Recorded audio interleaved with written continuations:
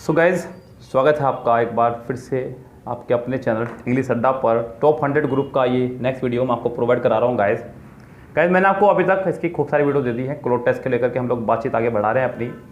आज अपनी बात को और आगे बढ़ाते हुए गाइज़ कुछ क्वेश्चंस आपको मैं दे रहा हूँ, कुछ ट्रिक्स मैं आपको दे रहा हूँ यहाँ पे। लेकिन गाइज़ यहाँ पे आज थोड़ा सा वीडियो में वेविंग रहेगी, यानी कि हिलना डुलना रहेगा, बिकॉज मैंने मोबाइल को आज अपने हाथ से पकड़ने की कोशिश की है। यस, क्योंकि घर से बना रहा हूँ तो मेरा सारा इंस्ट्रूमेंट जो है सेंटर पर रह गया है, इसलिए। लेकिन मैंने सोचा वीडियो आपको देनी है तो देनी है, मतलब कोई बहाना नहीं चलना चाहिए। फ़िलहाल अभी एग्ज़ाम की डेट नज़दीक आ गई है। गाइस आज हम लोग बात करने वाले हैं वर्ब्स की। किसकी बात करेंगे आज हम लोग? वर्ब्स की। वर्ब्स के द्वारा आने वाली कुछ प्रॉब्लम्स की एग्ज़ाम्स के अंदर। गाइस अगर मैं बात करूँ वर्ब की, तो वर्ब हमारे पास दो प्रकार के रखते हैं हम लोग, एक हेल्पिंग वर्ब और एक main verb. Yes guys, helping verb और मेन वर्ब। हेल्पिंग वर्ब के अंदर हम लोग इस्तेमाल करते हैं is, am, are, was, were, be, been, being, बहुत सारी। सो गाइस यहाँ पे अलग अलग फैमिलीज़ में मैंने वर्ब को बांटा हुआ है। पहली फैमिली है बी की फैमिली। किसकी फैमिली है? बी की फैमिली। सो गाइस बी की फैमिली के अंदर जो हमारी वर्ब है आपकी, वो है आपकी इज़, एम, आर, वोज, वर और बीन, बीइंग खुद। ये पूरा है आपका बी का फैमिली। किसका फैमिली है ये पूरा? बी का फैमिली। याद रखना गाइस, बी की फैमिली को लेकर के हमेशा एग्जाम में दो प्रकार की एरर दी जा सकती हैं। इनके साथ में एक तो हमेशा चलती है आईएनजी या फिर थर्ड फॉर्म। क्या चलता है? आईएनजी या थर्ड फॉर्म। एक चीज़ इनके साथ में और चलती है गाइस, वह है आपका एडजेक्टिव, कंडीशन या फिर कोई नाउन। यस गाइस, ये तीन चीज़ें आपको याद रखना है बी की फैमिली के साथ में। बी की फैमिली यानी कि is, am, are, was, were, been और बीइंग। इनके साथ में हमेशा या तो आएगी आईएनजी फॉर्म, सेंटेंस अगर एक्टिव में होगा, थर्ड फॉर्म सेंटेंस अगर पैसिव में होगा, एडजेक्टिव, कंडीशन और नाउन में से कोई भी एक भी आ सकता है अगर सेंटेंस सिंपल होगा। आपने कहा आई एम पुअर, मैं गरीब हूँ, एडजेक्टिव है। I am on the way, condition है। आई एम डॉक्टर, नाउन है। I am writing a letter, ING आ गई। The letter is being written by me, तो आपके आगे यहाँ पे third form. So guys the food is eaten by me, तो यहाँ पे थर्ड फॉर्म आ गई है। तो यहाँ पे आपको मैंने तीनों के एक एग्जाम्पल दे दिए। यस गाइज, तो इसलिए याद रखना, सबसे पहली जो फैमिली है वह आपकी बी की फैमिली। बच्चों वर्ब का एक बहुत ही इंपॉर्टेंट रोल रहेगा क्लोज टेस्ट के अंदर। वर्ब से आने वाले क्लोज टेस्ट भी मैं आपको करके दिखाऊंगा, लेकिन पहले आप इसका एक अच्छा सा बेसिक अपने पास पकड़ लें। यस, टॉप 100 ग्रुप की वीडियो है ये, खूब सावधानी पूर्वक इसको समझिए। इसको आप लोग अच्छे समझ लेंगे तो आपके काम आएगी गाइस, वरना तो लापरवाही तो जितनी मर्जी आप कर सकते हैं। यहाँ पर बी की फैमिली के साथ में ING form, third form, adjective, condition, noun कोई भी एक आ सकता है। उसके बाद गाइस आगे बढ़ाते हैं बात को अपनी। उसी तरह से आपकी अगली फैमिली है हैव की फैमिली।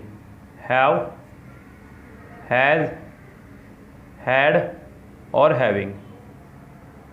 हैव, हैज, हैड और हैविंग, इनके साथ हमेशा चलती है वर्ब की थर्ड फॉर्म।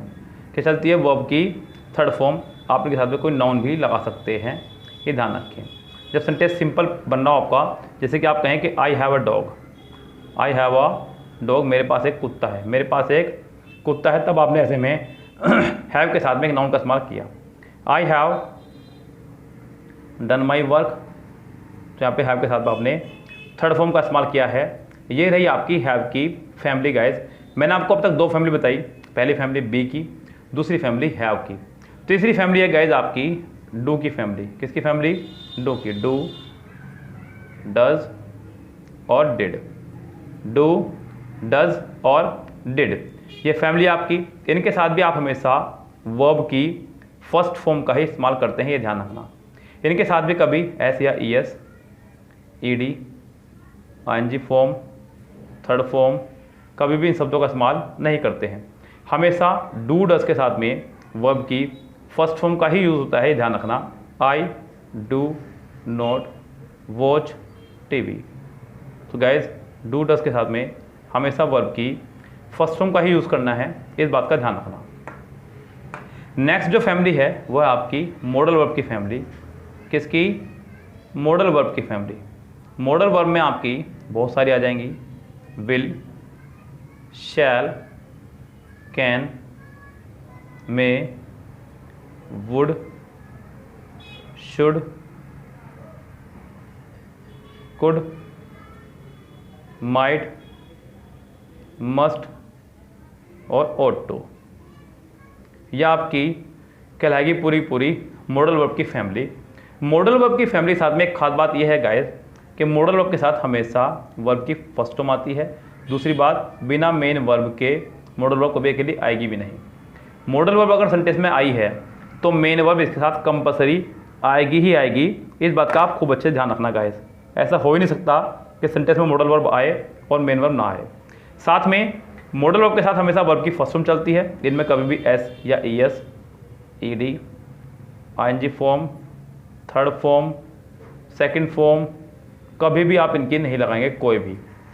जरा एक एग्जांपल देखें, मॉडल वर्ब से ही है, याद आ रहा है तो सोच रहा करा दूं आपको मैंने कहा ही, चलिए छोड़िए, the government shell dash adopt a language, adopt a language. Option है मेरे पास में, पहला ऑप्शन है हैविंग टू, दूसरा ऑप्शन है हमारे पास में हैव टू, तीसरा ऑप्शन है हैड बीन और फोर्थ ऑप्शन है हमारे पास में हैव बीन। यस गाइस, अब मुझे पता है कि पीछे मॉडल वर्ब खड़ी है। क्या खड़ी है पीछे? Modal verb. यहाँ पे वर्ब की फर्स्ट फॉर्म आनी चाहिए। ये रेस से बाहर, ये रेस से बाहर, या तो बी आएगा या फिर आपका डी आंसर इसका होगा, या तो बी या फिर डी में से कोई भी एक इसका आंसर होगा। हालांकि अडॉप्ट यहाँ पे एक वर्ब की फर्स्ट फॉर्म है। क्या है? वर्ब की फर्स्ट फॉर्म है, तो मैं यहाँ पे हैव टू का इस्तेमाल करूँगा बिकॉज बीन के बाद में, क्योंकि अभी बताया मैंने बी की फैमिली या तो आईएनजी फॉर्म या फिर थर्ड फॉर्म आनी चाहिए थी, इसलिए ये भी रेस से बाहर। आपकी मजबूरी बन गई है कि आप यहाँ पे सिर्फ हैव टू का ही इस्तेमाल करेंगे और कोई आप यहाँ पे अब लगा भी नहीं सकते हैं, ये ध्यान रखना गाइस। तो कुछ इसी तरह की प्रॉब्लम्स आपको एग्जाम में आएंगी, देखने को मिलेंगी, जिन्हें आपको पार पाना है गाइस, क्योंकि बहुत सारी प्रॉब्लम ऐसी हैं जिन्हें हमें कवर करना है, चलना है साथ में गाइस। जैसे कि आगे देखते हैं गाइस, एक दो सेंटेंस और हम लोग इसी तरह के पकड़ सकते हैं चाहे तो। यस गाइस, तो यहाँ पे ये आपके पास में वर्ब से जुड़ी हुई बहुत सारे प्रॉब्लम आएंगे एग्जाम में। वर्ब के बहुत सारे किस्से मेरे पास हैं यहाँ पे, जिन्हें मैं आपको बताना चाहूँगा। अब अगली जो प्रॉब्लम है वर्ब को लेकर के, वो है आपकी सिंगुलर वर्ब और प्लूरल वर्ब को लेकर के।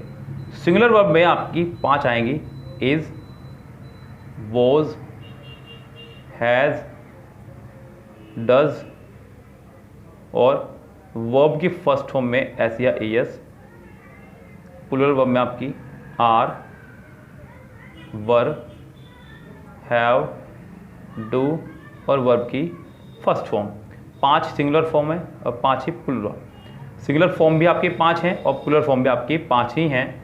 जितनी भी सेकंड फॉर्म है इन सबको कॉमन में रखा जाता है, ध्यान रखना गाइस। यहाँ पर सिंगुलर वर्ब और प्लूरल वर्ब से भी ध्यान रखना।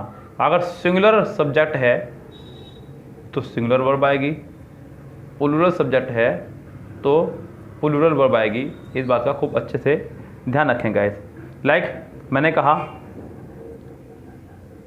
The ostrich emu and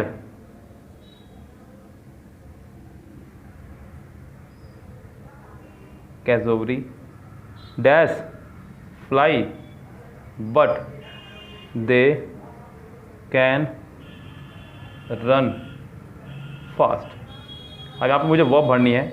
option है मेरे पास में कैन नॉट, कुड, वुड और डी ऑप्शन हमारे पास में शुड। सो गाइज, ये मुझे दिख रहा है कि यहाँ पे आपका आ चुका है बट। बट यानी कि विरोधाभास के लिए, कॉन्ट्राडिक्शन। बट यानी कि विरोधाभास के लिए, कॉन्ट्राडिक्शन के लिए। बट के जो बाद वाला सेंटेंस है वो आपका अफर्मेटिव है। कैसा है सेंटेंस आपका? अफर्मेटिव। साथ ही साथ वहाँ पे कैन आया है। मैंने आपको बताया है कि एंड, बट और, इन दोनों के तरफ, इन तीनों के दोनों तरफ सेंटेंस का फॉर्मेशन सेम रहना चाहिए। एंड, बट, और के दोनों तरफ सेंटेंस का फॉर्मेशन सेम रहना चाहिए। बट के बाद यहाँ पे कैन आया है तो बट से पहले भी आपकी मॉडल वर्ब आएगी कैन ही। सेंटेंस बट के बाद वाला अफर्मेटिव है, बट के पहले वाला नेगेटिव रहेगा। अब आप यहाँ पे बिंदास कैन नॉट लगाइए और अपना आंसर ठीक कीजिए। सो गाइज कुछ इसी तरह की एरर आपके सामने आ सकती हैं। सो गाइज यहाँ पे एक सेंटेंस है, I you and he dash decided to kill him. I you and he dash decided to kill him. अब मुझे दिख रहा है यहाँ पे 1 2 3 सब्जेक्ट हैं, तो कोई प्लूरल वर्ब आने चाहिए, सिंपल सी बात है। हैज़ आपका सिंगुलर है, हैज़ आपका सिंगुलर है, रेस से बाहर। इज़ आपका सिंगुलर है, रेस से बाहर। वॉज आपका सिंगुलर है, रेस से बाहर। अब आपका सिर्फ आंसर बचता है एक, वो है आपका हैव। सो गाइज कल आपको वर्ब से आने वाले बहुत सारे क्वेश्चनों से मैं करूँगा रूबरू। आज की वीडियो में रूल्स, कल की वीडियो में प्रैक्टिस करेंगे। फिलहाल आज के लिए इतना ही, चलते हैं, लेते हैं आपसे विदा। Goodbye, have a nice day.